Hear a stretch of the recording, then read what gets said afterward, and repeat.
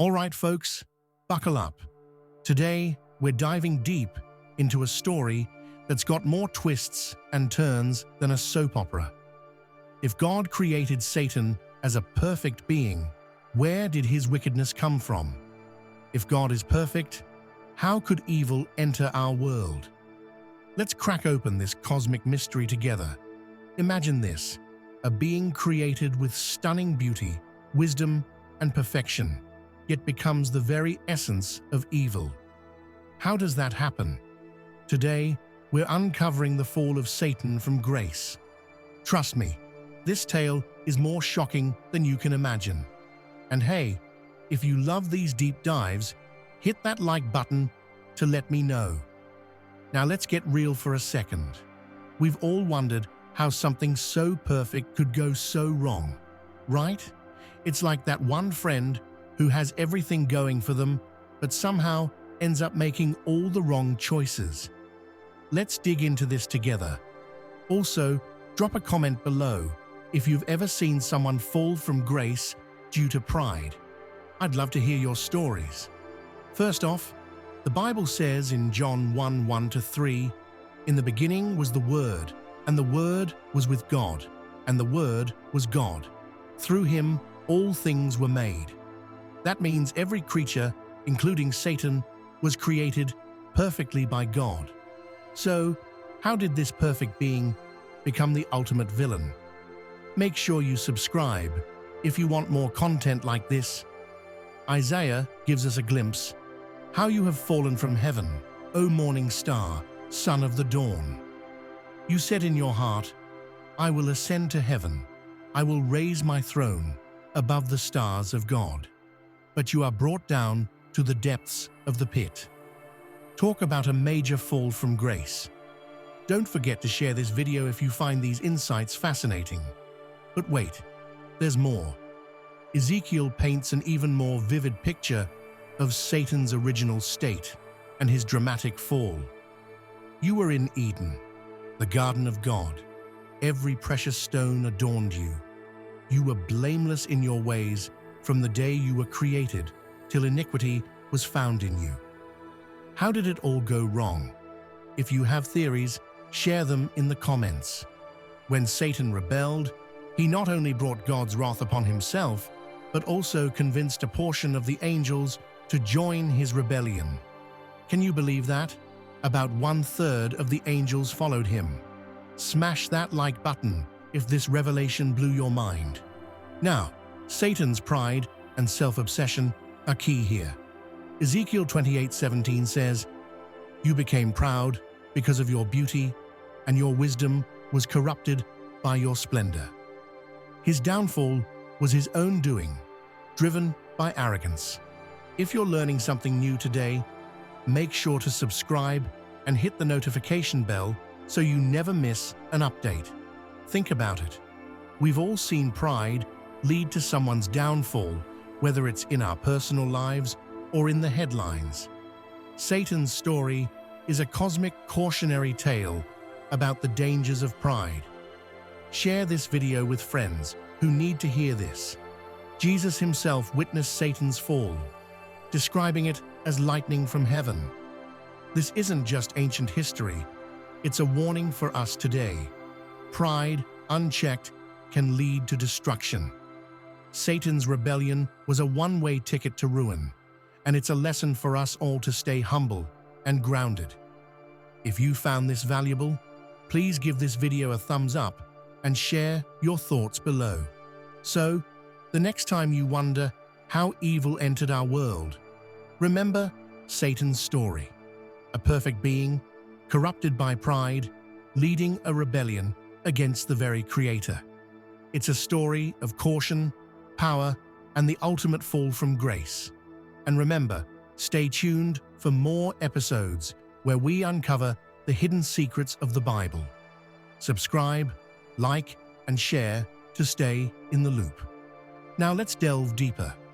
The fall of Satan from grace is truly remarkable. To understand this, let us hear how the prophet Isaiah spoke about the origin and fall of Satan. "How you have fallen from heaven, O morning star, son of the dawn. You have been cast down to the earth, you who once laid low the nations. You said in your heart, I will ascend to heaven. I will raise my throne above the stars of God. I will sit enthroned on the Mount of Assembly, on the utmost heights of Mount Zaphon. I will ascend above the tops of the clouds. I will make myself like the Most High. But you are brought down to the realm of the dead, to the depths of the pit. This vivid description paints a clear picture of Satan's ambition and his ultimate downfall. Ezekiel painted an even more surprising picture of Satan's original perfect state and his fall into the abyss. He said of Satan, "You were in Eden, the garden of God. Every precious stone adorned you: sardonyx, topaz, diamond, turquoise, onyx, jasper, sapphire, carbuncle, emerald, and gold. Your settings and mountings were made of gold. On the day you were created, they were prepared. You were anointed as a guardian cherub, for so I ordained you. You were on the holy mountain of God. You walked among the fiery stones. You were blameless in your ways, from the day you were created till wickedness was found in you. Through your widespread trade, you were filled with violence, and you sinned. So I drove you in disgrace from the mount of God, and I expelled you, guardian cherub, from among the fiery stones." When Satan rebelled against God, he not only brought God's wrath upon himself, but also convinced a portion of the angels to join him against God. Some estimates suggest that about 1/3 of the angels followed Satan in his rebellion. At this point, Satan and his angels truly became evil and opposed to God, his divine plan, and the human beings he created.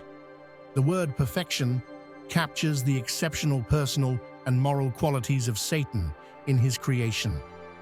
He was not only full of wisdom, but also radiated stunning beauty. He possessed the seal of excellence, being perfect in beauty and blameless in his ways from the day of his creation. Both Isaiah and Ezekiel testify that he held the highest position among all created beings in the universe. It is also clear that he had a special and close relationship with God. He resided on God's holy mountain, which symbolizes the place of God's visible glory. However, without explicitly explaining how it happened, the account reveals that iniquity was found in this supposedly perfect angel. How did this happen?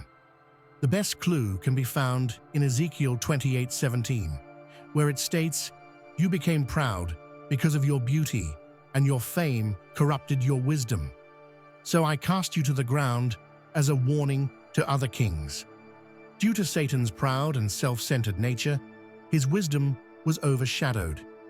He became obsessed with himself, pondering on his own beauty instead of focusing on the glory of God. This led to his downfall. This story highlights the danger of pride and self-obsession. Jesus described witnessing Satan's fall from heaven like lightning. To fully understand what Jesus meant, let us examine the context in which he made this revelation. It was when 70 disciples returned after Jesus had sent them to preach and prepare the way for Jerusalem.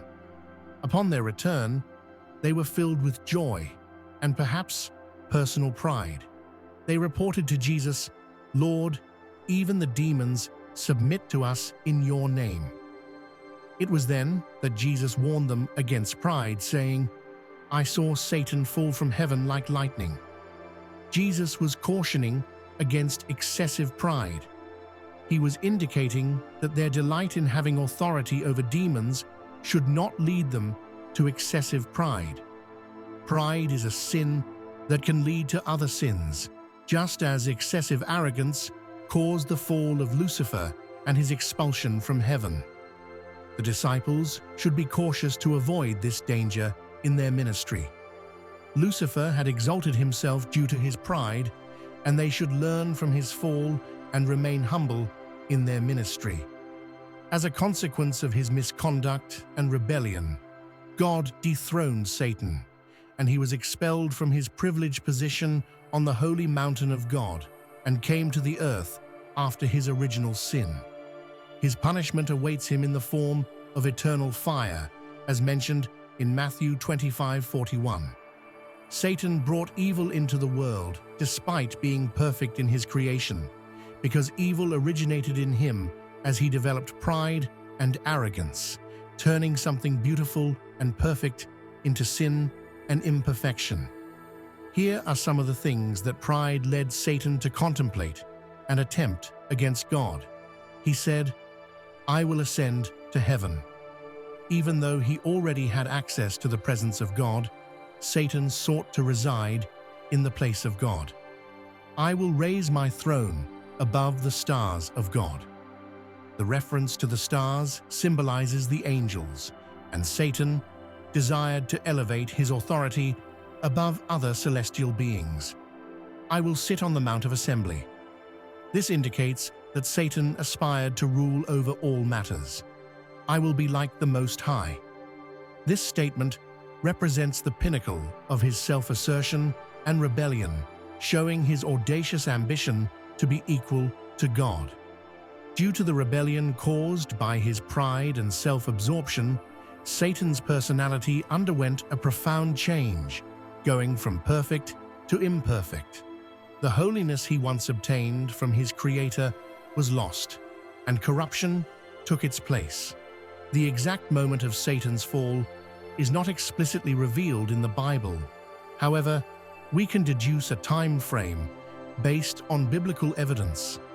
At some point, after the original creation of the heavens and the earth, Satan and his angels fell. It remains uncertain whether Satan fell before or after the creation of humanity, but it is clear that his fall occurred before Genesis 3, where the temptation of Adam and Eve is recorded. Satan successfully deceived and seduced some angels to join him in his rebellion, leading to their permanent moral decay. After this seduction, there was no turning back for them, and they were condemned to existence of sin and destruction. The book of Revelation 12:4 symbolically describes how a third of the stars of heaven, representing the angels, was swept away by the dragon Satan in his attempt to thwart God's plans. It is crucial to remember that the same Bible that records the origin and existence of evil also portrays God as completely just and perfect in all his ways. He views sin as extremely wicked and worthy of judgment. God neither promotes nor perpetuates sin. As stated in James 1:13, "No one when tempted should say, 'I am being tempted by God,' for God cannot be tempted by evil, and he himself tempts no one." Temptation does not come from God, but arises from our own weaknesses. God is beyond temptation, and he does not tempt anyone. Satan, with his beauty, became a source of pride that ultimately led to his expulsion from God's presence. His own pride and self-importance corrupted his mind. He is still driven by pride, seeking to usurp what belongs to God. This serves as a cautionary lesson for us, helping us to avoid such pride in our own lives through the empowering presence of the Holy Spirit. Thanks for joining me on this wild ride through biblical secrets. Don't forget to like, subscribe, and hit that notification bell for more deep dives into the mysteries of the Bible. Until next time, keep questioning, keep exploring, and stay curious. And if you enjoyed this video, check out these other episodes right here.